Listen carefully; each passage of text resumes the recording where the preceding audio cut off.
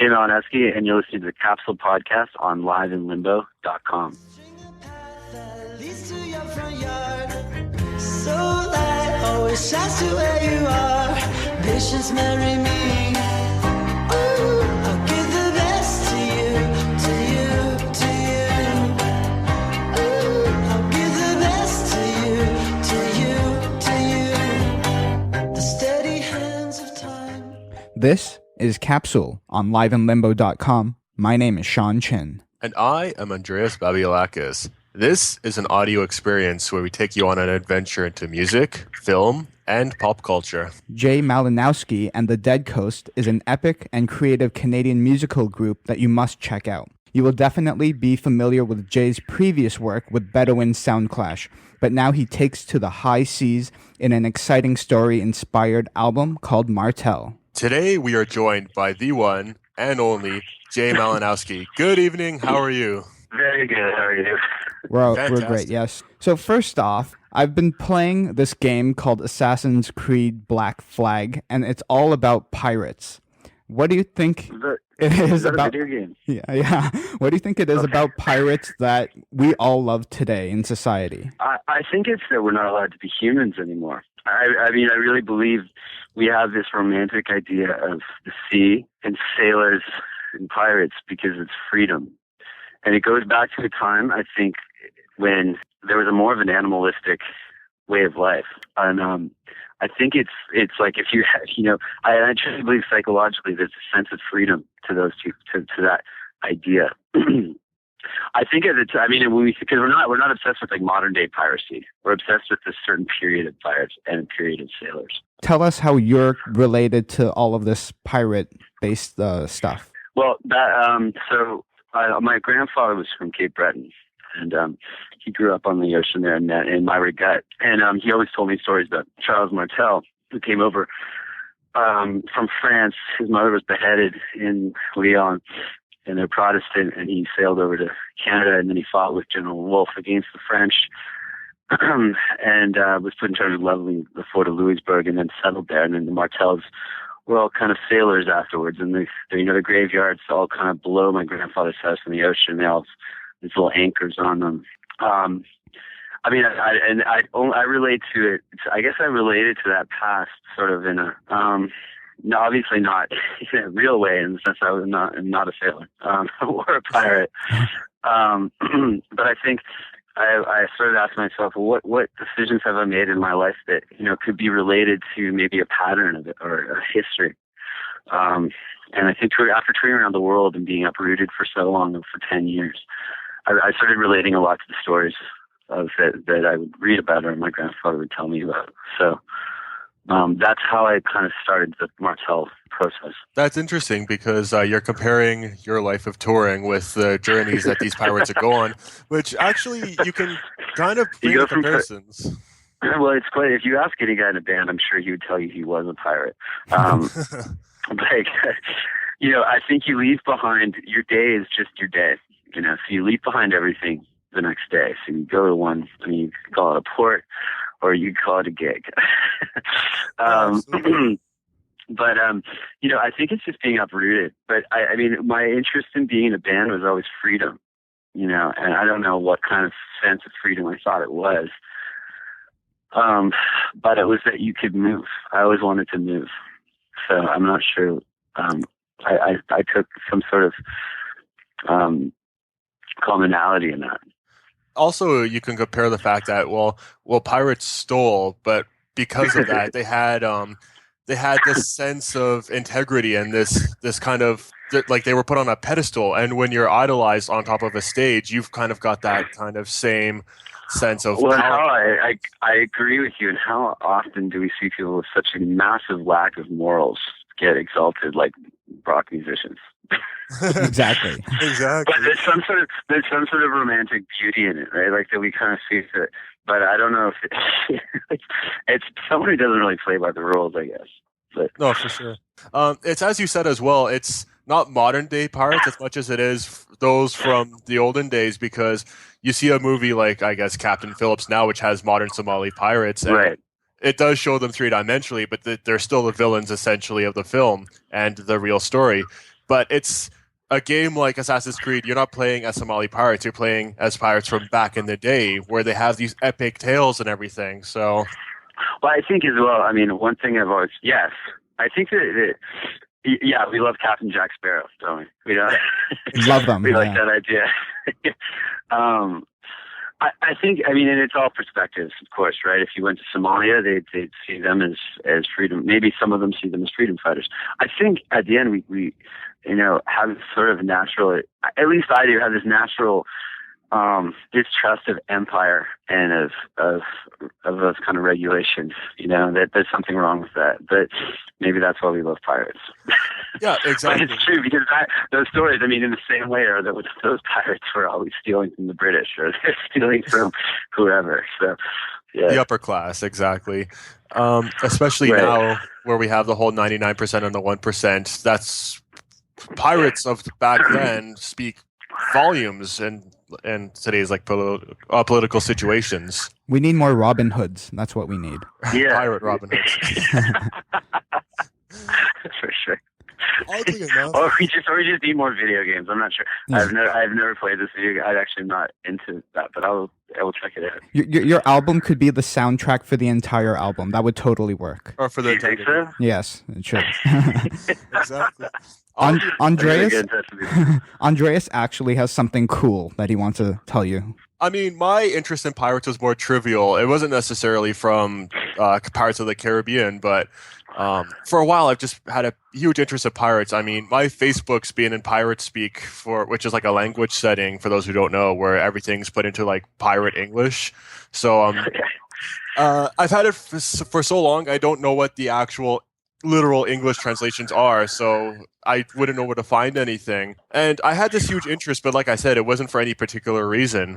But last year, I went to go to Greece because I am of Greek heritage, and the island that I have relatives on apparently was governed by pirates, and it was like a pirate island. So, what do you There know? you go. about the sentence? It's just Yeah, like- I truly believe in that. I'm not kidding. I think we are a vast set of circumstances that leads up to where we are. I don't think we escaped that history, and that's Martel. That's amazing. Because I think you're ultimately kind of just always recreating the same story that you kind of had before. So you were obviously you were just doing it on Facebook, but they were doing it on an island. Exactly, and you're doing it on stage, and now you're actually taking this history and not even just using it as like the act of performing on stage, but you're taking it contextually as well. So how did you find a way to transfer this into lyricism or musicality?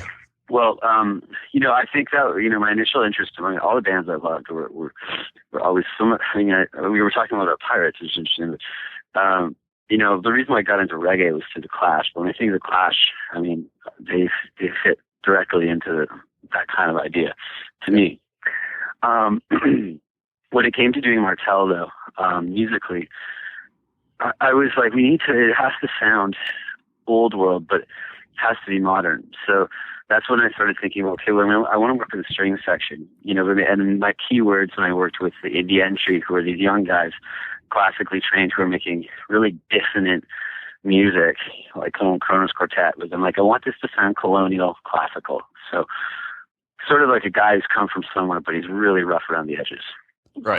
And that's how we approached everything. And then I put a map up on the wall of where all 18 tracks would land. And I said, okay, well, this is what this song's about. And whether it was in Hong Kong and something that I happened to be in Singapore or something that happened to be in France, how does this all sound?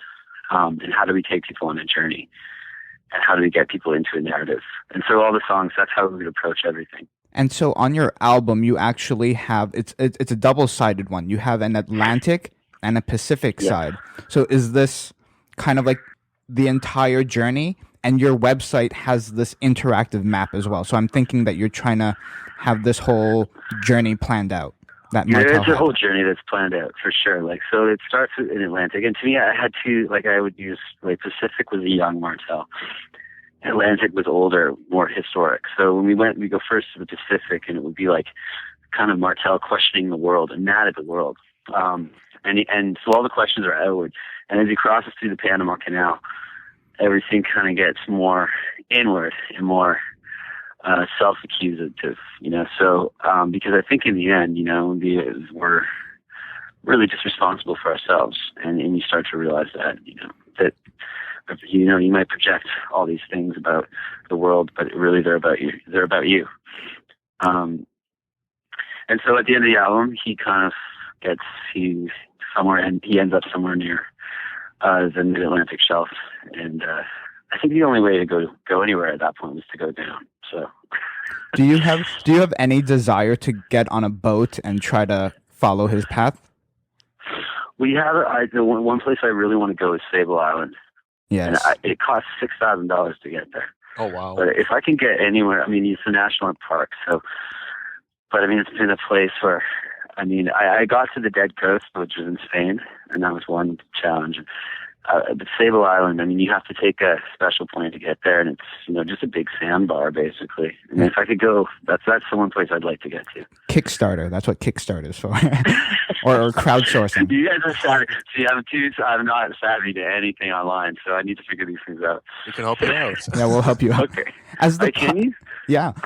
As the pirate that you are, your last big trip was to the JUNOs in Winnipeg. What was that like?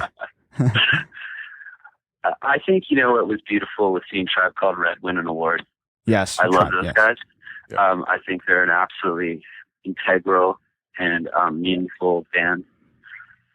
Yes, please. Yeah. And so I thought that was an absolutely amazing thing to see. And that's, that was one thing I took most away from the awards. They were the breakthrough group of the year, and you're also associated with them on Pirates Blend Records. That's an awesome group of artists that you have in that company there. What do you think about all of them and what you're trying to do together?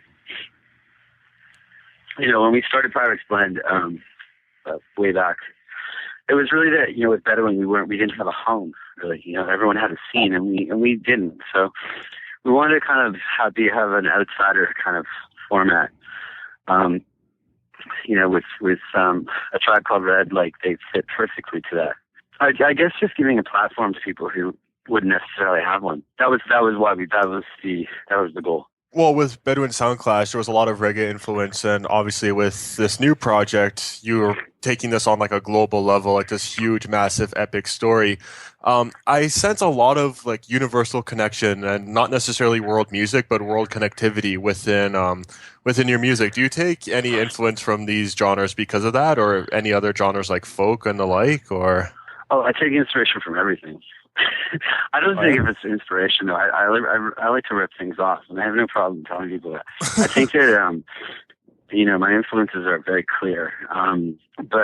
Yeah, I think it's what, I always find bands that made you think about the world that was bigger than you. And that's what made me love The Clash was, I could listen to Sandinista, and it was like a world record, and you felt like how big the world was. And that and they were like, we're human. We're not like Eric Clapton.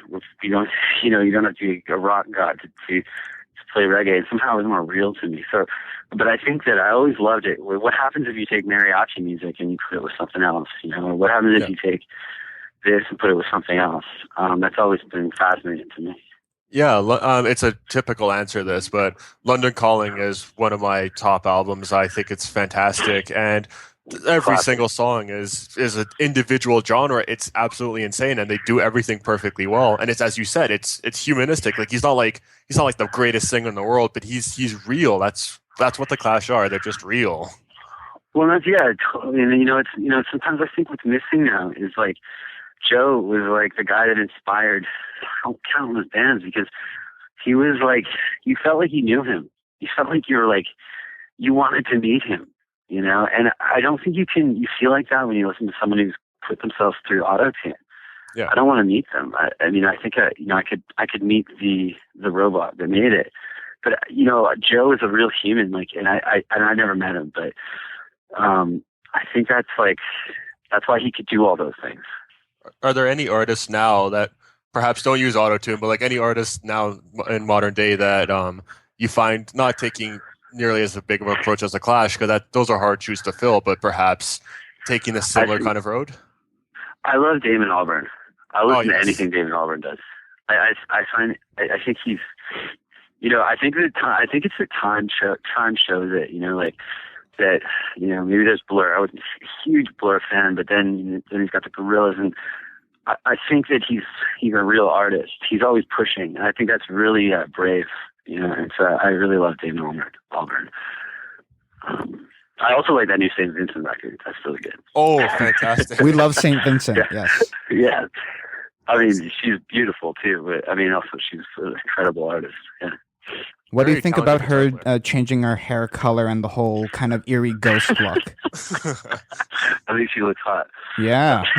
She pull off anything at this point. She'll pull off anything. I don't know. I saw a video of it. I'm like, you can do whatever you want. But her music's incredible.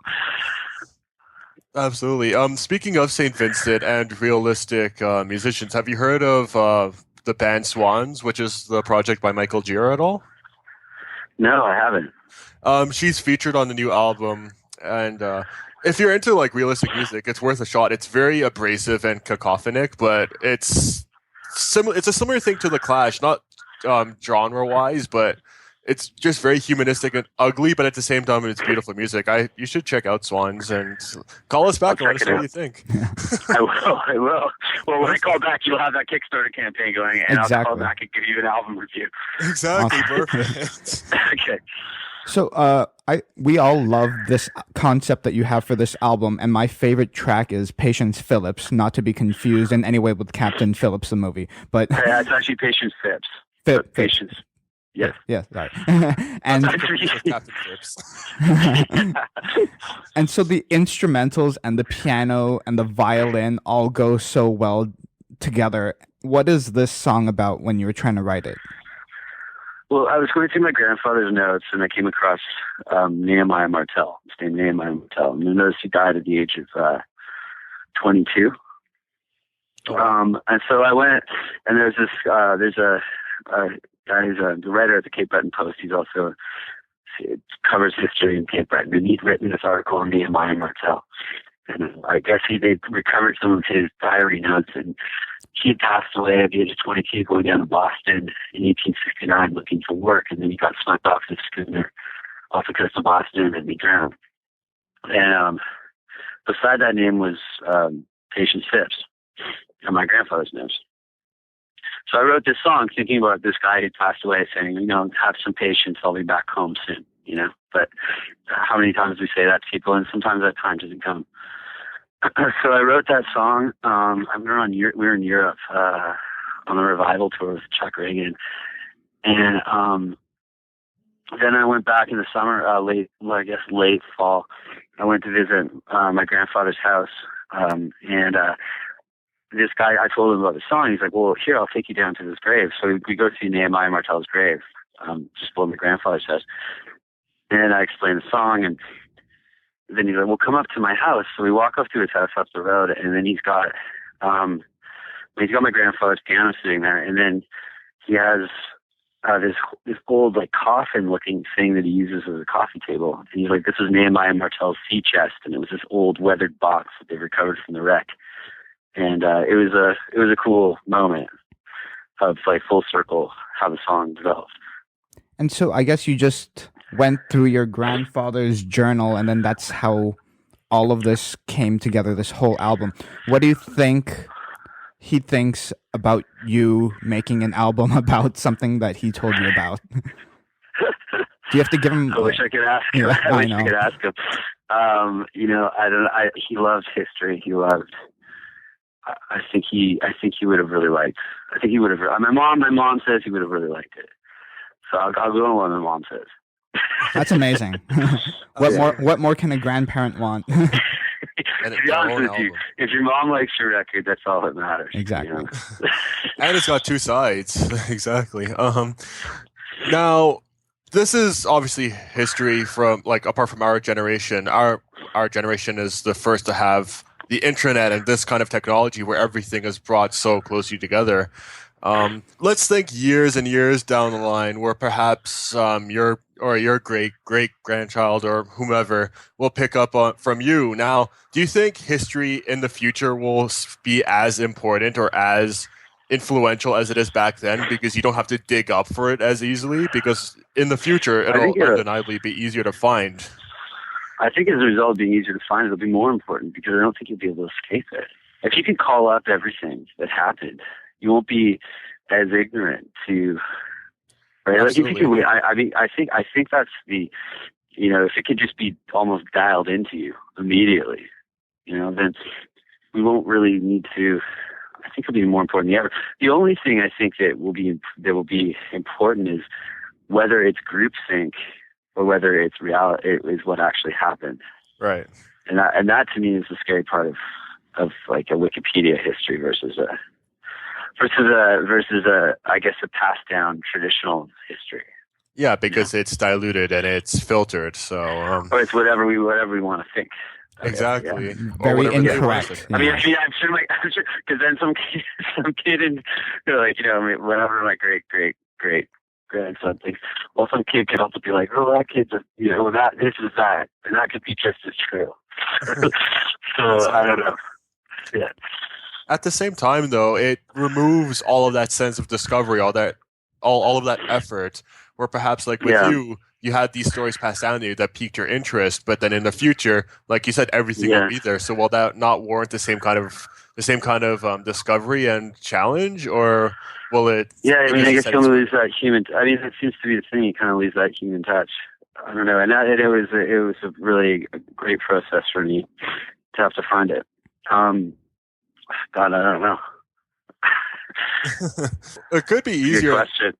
I have a problem with that. What will life feel? What will life feel like that? I don't think I want to be around. You don't want to be around for that.